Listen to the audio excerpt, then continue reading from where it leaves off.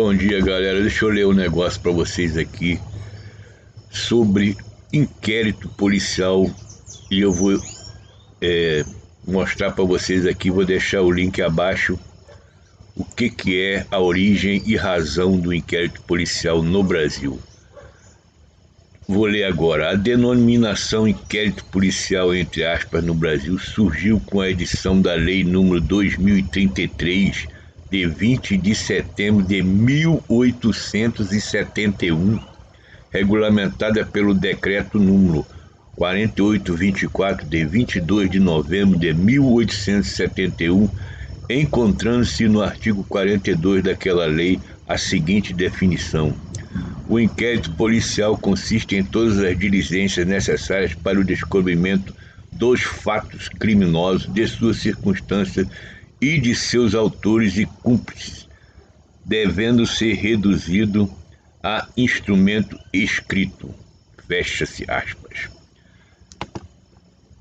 Então, galera, essa história de que não existia inquérito policial na época do cangaço é uma mentira deslavada, uma desinformação, um tremendo fake news.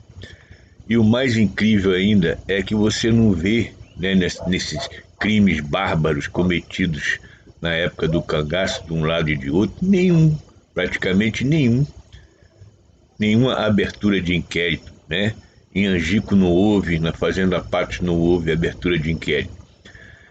E aí existe essa falácia, né? E ninguém, você não vê um pesquisador desse, Antônio Amauri ou qualquer outro, né, levantar a lebre de por que não foi feito inquérito policial, por que não, né, essas testemunhas todas que foram ouvidas aí, não se ouve nada, não se vê nada sobre a abertura de inquérito policial, né? E como meu foco aqui é Angico, eu estou abismado que as pessoas nunca perguntaram a ninguém, nunca perguntaram a João Bezerra. O Antônio Amauri entrevistou João Bezerra e nunca perguntou a ele: ô João, por que não se abriu inquérito? Ninguém faz esse tipo de pergunta, né, que é tão importante historicamente. E você vê o legado dessa mentira, que não existia registro policial, inquérito policial na época. O legado é o que nós vemos hoje em dia na pesquisa, na história, nos escritores do cangaço. Eles se acham livres de qualquer obrigação acadêmica também, porque veio essa herança maldita, né, de que não precisa se procurar a verdade, não precisa se fontes de referência, é só falar com a testemunha. Se a testemunha falou, então pronto. Então esse tipo de falácia é o que estraga o histórico do cangaço, e que dá tanto trabalho que nem eu estou tendo aqui para tentar resgatar qualquer coisa que existe de veracidade nessa história. Então vamos recapitular que existia, sim senhor, inquérito policial naquela época, né? E quando o Benjamin Abraão morreu, né, foi assassinado com 42 facadas, abriu-se o inquérito em Pernambuco, em 1938, no mesmo ano que Angico supostamente aconteceu. Então, não se pode admitir, né, nos tempos de hoje, que esse tipo de informação seja disseminada, né? E esse tipo de informação sobre inquérito policial tem que ser aparente para todo mundo saber. Existia sim inquérito policial na época, não fizeram porque não quiseram fazer, é totalmente diferente, né? Inquérito policial não quiseram fazer em Angico e nem na Fazenda Patos, não levantaram um dedo para poder esclarecer aqueles crimes de forma que manda, que nem eu li ali no começo desse vídeo. Tem que ser aberto inquérito, qualquer fato criminoso, para elucidar quem fez, né? E nada disso foi feito, e isso é considerado normal, que é estarrecedor, né? Isso é estarrecedor. Isso seria, todo mundo deveria estar perguntando isso desde os primórdios lá atrás, 80 anos atrás, quando ocorreu Angico e a Fazenda Patos, deveriam ter já, né, alguém levantado essa lebre, mas eu não vejo nada disso. Nada disso eu vejo. Então essa herança maldita está com a gente até a época de hoje, né? Você vê que as cabeças de Angico foram levadas para Piranhas, né? E os corpos ficaram em Sergipe. Piranhas, Alagoas, cabeça em Alagoas, os corpos em Sergipe. E não foi instaurado inquérito nem em Alagoas, nem em Sergipe. Sergipe eles acordaram de manhã e tinha 11 corpos sem cabeça lá, sem identificação. E aí ficou por isso mesmo, né? Ficou por isso mesmo. A polícia de Sergipe não abriu inquérito. Eu vou falar sobre isso, vou emendar um vídeo que eu acho que eu falei muito bem sobre isso, então não vou querer falar de novo. Eu vou emendar esse vídeo em outro para a gente dar uma sapeada do que aconteceu realmente lá em Angico. E a Fazenda Patos é outra coisa que eu não sou muito especialista nessa área de fora de Angico, né? Porque eu tô começando agora a me interessar mais, mas a Fazenda Patos foi uma cópia de Angico, nada foi feito, ninguém levantou a lebre. Dizem que morreu não sei quantos da família Ventura.